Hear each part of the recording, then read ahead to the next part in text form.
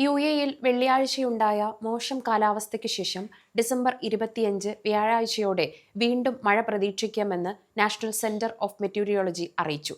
ശൈത്യകാലം ഡിസംബർ 22-ന് ആരംഭിച്ചെങ്കിലും യുഎഇയിൽ ഈ കാലയളവിലാണ് പ്രധാനമായും മഴ ലഭിക്കുന്നത്.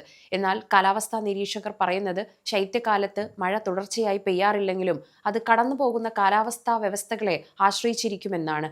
ശൈത്യകാലത്ത് യുഎഇയിൽ പകൽ താപനില സാധാരണയായി 24 ഡിഗ്രി സെൽഷ്യസിനും 27 ഡിഗ്രി സെൽഷ്യസിനും ഇടയിലാണ്. രാത്രികാലങ്ങളിൽ ഇത് 14 ഡിഗ്രി സെൽഷ്യസിനും 16 ഡിഗ്രി സെൽഷ്യസിനും ആയിരിക്കും. അന്തരീക്ഷ ഈർപ്പം 55 മുതൽ 64% വരെ, കാറ്റിന്റെ വേഗത മണിക്കൂറിൽ 11 മുതൽ 13 കിലോമീറ്റർ വരെയും ആയിരിക്കും. നാഷണൽ സെന്റർ ഫോർ മെറ്റീരിയോളജിയിലെ കാലാവസ്ഥാ വിദഗ്ധനായ ഡോക്ടർ അഹമ്മദ് അബീബ് പറയുന്നതനുസരിച്ച് യുഎഇയിലെ ശൈത്യകാല മഴ സീസണിനെ മാത്രം ആശ്രയിക്കുന്നതല്ല. താഴ്ന്ന മർദ്ദമുണ്ടാകുകയും ആവശ്യത്തിന് ഈർപ്പമുണ്ടാവുകയും ചെയ്യുമ്പോൾ മേഘങ്ങൾ രൂപപ്പെടുകയും മഴ പെയ്യുകയും ചെയ്യും. ഈ സംവിധാനങ്ങൾ ചെങ്കടൽ, മെഡിറ്ററേനിയൻ കിഴക്കൻ ഭാഗങ്ങൾ എന്നിവിടങ്ങളിൽ നിന്ന് ഉത്ഭവിക്കും. ഇത് മഴയുടെ തീവ്രതയ്ക്കും വ്യാപനത്തിനും ഓരോ തവണയും വ്യത്യാസമുണ്ടാക്കും. കാലാവസ്ഥാ പ്രവചനങ്ങൾ സാധാരണയായി ഒരാഴ്ച വരെയാണ് ഏറ്റവും കൃത്യമായിരിക്കുക. അതിനാൽ മുഴുവൻ ശൈത്യകാലത്തെയും മഴയുടെ രീതികളെയും മുൻകൂട്ടി പ്രവചിക്കാൻ സാധ്യമല്ല. കാലാവസ്ഥാ സംവിധാനങ്ങളെ ആഴ്ചതോറും വിലയിരുത്തുകയും അവ രാജ്യത്തെ എങ്ങനെ ബാധിക്കുമെന്ന് നിരീക്ഷിക്കുകയും ചെയ്യുകയാണെന്ന് അദ്ദേഹം പറയുന്നു.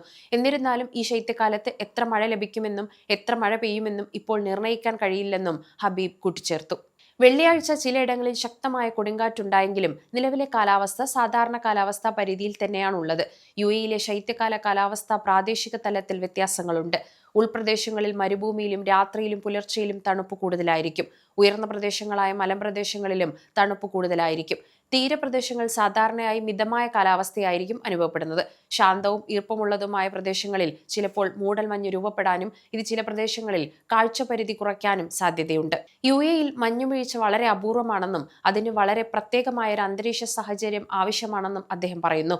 മഞ്ഞുവീഴ്ചയുണ്ടെങ്കിൽ ഉയർന്ന പ്രദേശങ്ങളിൽ അന്തരീക്ഷത്തിന്റെ മുകൾ ഭാഗത്തിൽ താപനില ഗണ്യമായി കുറയും.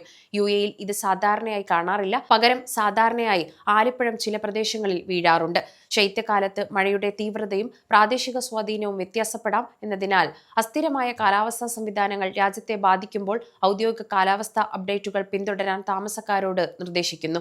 ഡിസംബർ 18, 19 തീയതികളിൽ ശക്തമായ കാറ്റും മഴയും പെയ്ത് പലയിടത്തും വെള്ളപ്പൊക്കവും ആലിപ്പഴവർഷവും അനുഭവപ്പെട്ടു.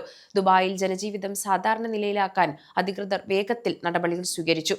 രാജ്യത്തിന്റെ വടക്കൻ ഭാഗങ്ങളിൽ തുടങ്ങിയ മഴ മറ്റ് ഭാഗങ്ങളിലേക്ക് വ്യാപിച്ചതോടെ അധികൃതർ ജാഗ്രതാ നിർദ്ദേശങ്ങൾ നൽകി.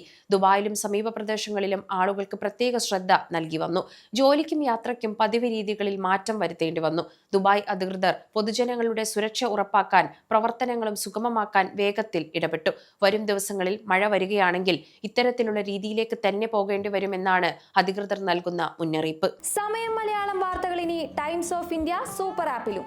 ഇതിനായി പ്ലേ സ്റ്റോറിൽ നിന്നോ ആപ്പ് സ്റ്റോറിൽ നിന്നോ times of India app install ചെയ്യൂ. മലയാളം ഭാഷ തിരഞ്ഞെടുക്കൂ. വാർത്തകൾ ആസ്വദിക്കാം. എല്ലാം ഇനി സമയത്തിൽ.